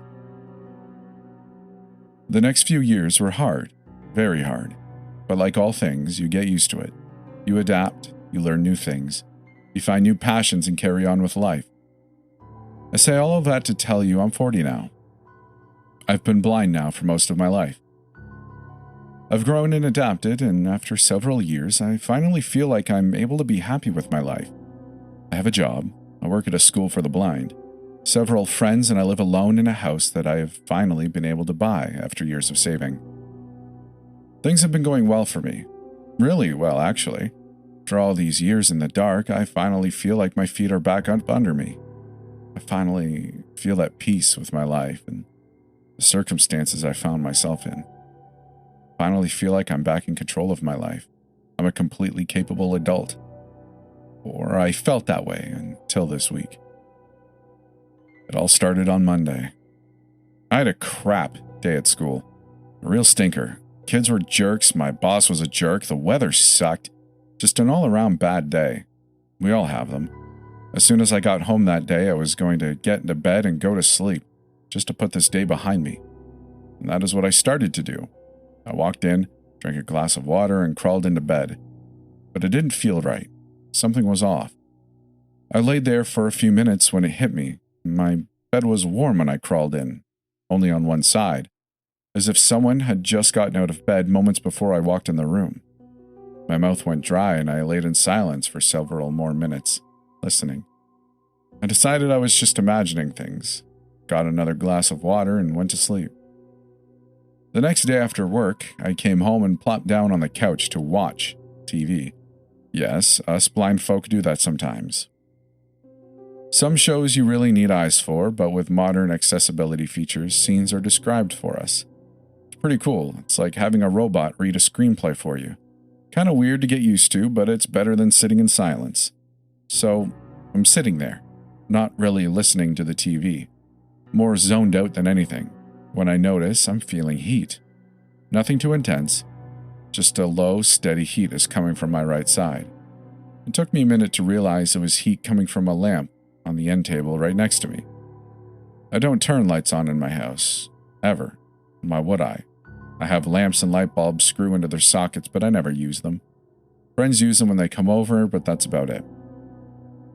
I haven't had anyone over at my house for probably a month at that point, and I definitely would have noticed the heat from this lamp before now if it had been on that long. I sit in this spot next to it nearly every day. I turned off the lamp and put it behind me. I didn't have an explanation for it, but why worry myself, right? Full disclosure, besides being blind, I'm also an idiot. I listened to another episode of NCIS, microwaved some dinner, and decided to head off to bed. I left the kitchen, took 4 steps down the hall as usual, turned to walk through my bedroom doorway, and bam! Damn near broke my nose on the bedroom door. This is when I got a little bit freaked out. I never close my doors. I'm blind and I live alone. I don't need the hassle of feeling for a doorknob every time I enter or leave a room. Someone had been in my house. And I'm not going to lie to you. I was scared. I haven't been that scared since the day I woke up in that hospital in Chattanooga, knowing my entire life had just been changed. I pulled my cell phone out of my pocket to call 911, but my hands were shaking from the adrenaline and I dropped it. I heard the phone bounce off the carpet and hit the baseboards of the wall, so I dropped to my hands and knees and started feeling around for it. 5 seconds later, I still hadn't found my phone. Had it bounced further away? I swear I heard it hit the baseboards right at my feet. I slowly expanded my search, crawling my way down the hallway, arms splayed out in front of me, trying to scour as much of the carpeted floor as I could. Nothing. Tears were beginning to well up in my eyes. Lame, I know. But like I said, I was having a bad week and I was really scared. I sat for a moment, calmed myself, evened my breathing out, and restarted my search. I only had a few square feet of space left to search. Just the space in front of the laundry room door and the guest bedroom door. It wasn't a long hallway. I army crawled down the hall, scraping my arms against the carpet when the very tip of one of my fingers brushed up against a solid object in the middle of the carpet. Finally! I army crawled a few inches more and let my hand fall where I had felt something solid. There was nothing there. Confused, I crawled a few more inches and tried again. Nothing. Crawled a few more inches and reached my hands out again. My right hand fell on something, and too big to be a phone. I gently rubbed my hand across its surface. Felt cold and dry, almost fleshy. I realized what it was when it moved out from under my hand. I had grabbed someone's foot. I screamed and threw myself backwards, struggling to regain my feet. My legs had turned into jelly. I collapsed onto the ground and listened, legs pulled up to my chest, ready to kick out at any noise within striking distance. I'm not sure how long I was on the ground. It felt like forever. After a while, I slowly got back up to my feet. I stood still and listened to the air. I couldn't hear anything but the wind blowing through the trees in the backyard and the hum of my air conditioner, but I could feel someone staring at me. I knew that less than 15 feet from me was someone standing in the doorway of my guest room, barefoot and holding my phone. My mind conjured a head of wild hair, torn clothes, and dirty hands that wrapped around the handle of a butcher knife. Slowly, I backed away, feeling along the wall with my hand, searching for my bedroom door so I could place myself within my house and plan my escape. The air tasted electric, and the silent house held an enormous tension that felt ready to explode. Any moment, footsteps would launch themselves towards me from the hallway, and I would feel a knife plunge deep into my chest or neck, or useless damn eyes. My breathing was getting heavy again. Was that my breathing? My mind was racing through the possible outcomes, and my ears were straining to pick up anything in the silence. Finally, my hand brushed against the doorframe of my bedroom. My hand wrapped around the doorknob to steady myself, and I used the next quarter second to formulate a plan in my head. Turn around 180 degrees, take 4 steps, turn left, take 5 steps. Door should be there. Unlock door, leave house. Stand in the middle of the street and scream my head off until a neighbor or a passerby stops to help me. Solid plan. Just as I was about to turn around to put my plan into action, I felt the doorknob to my room rotate under my hand and pull itself away from me, opening the door. I felt one hot, smelly breath on my face, and I bolted. Turn 180 degrees, take 4 steps, turn left, take 5 steps. Bam! I ran into the kitchen island. I was panicking. My strides were longer when I ran. Too bad I had never sprinted around my house before to learn what this would be like. I reached onto the island and grabbed my knife block and pulled out the first knife I could find. Put my back to the kitchen counter and swung the knife wildly in front of me. I shuffled my way around the kitchen island, feeling my way towards the door, when I felt a finger poke me in the forehead and muffled laughter as I slashed the air wildly around me, inching closer and closer to the door. I found the doorknob and pulled the door. It was locked. I had forgotten about that. It wasn't a problem, but it delayed my exit by another 2 seconds. Just long enough to hear a knife slide out of the knife block on the kitchen island. I exploded out of the house and ran into the street screaming. I can't remember if I was screaming for help or if I was just plain screaming, but it wasn't even a minute before a woman's voice called out to me. "Sweetie, it's okay, drop the knife. It's okay, I can help you." The woman sounded like she had just smoked about 3 packs of Marlboros, or her throat was filled with gravel. "It's okay." "Shh," she cooed. I lowered the knife and listened to the woman as she approached. I've been blind for nearly 30 years. I know what things sound like. I can tell what kind of cars are on the road by the sound of their tires. I can pick out and isolate specific sounds in a loud room. I know what it sounds like when people walk with shoes or sandals or boots or bare feet. This woman walking towards me had bare feet. I started screaming again, slashing the knife wildly in all directions, and heard the woman scamper off back towards my house. In the end, one of my neighbors called the police, not about my situation, but because there was a total psycho screaming and waving a knife wildly in the street outside her house. I don't blame her. Either way, it got the police here. They found 2 people in my house. They had been living in the guest room. I probably would have found them in there if I ever went in there. The police said they had probably been in there for about 2 weeks. A couple of meth heads looking for a place to squat and figured they could just live in the house of a blind guy, and as long as they were quiet, they wouldn't have any issues. I guess they just figured I would think my house was haunted or something. It makes me sick knowing these people were in there for so long, watching me from dark corners and laying in my bed. I'd probably walked right past them a few times or cooked myself dinner while they sat on my couch and watched me. Before I hit the post button on this, there is one more thing that I'm still a bit worried about. I'm typing all of this out through a dictation app. You know those apps where you just talk and your computer will type it out for you? They're essential for us blind folk. Anyway, I'm sitting here in my room, talking this thing out, and I swear to God, in the breaks when I stop to think, those little pockets of time where my house returns to that deathly silence of a few nights ago, I swear I can hear someone breathing in the room with me. I think the police might have missed one. Still don't think I'm alone in this house. You're not.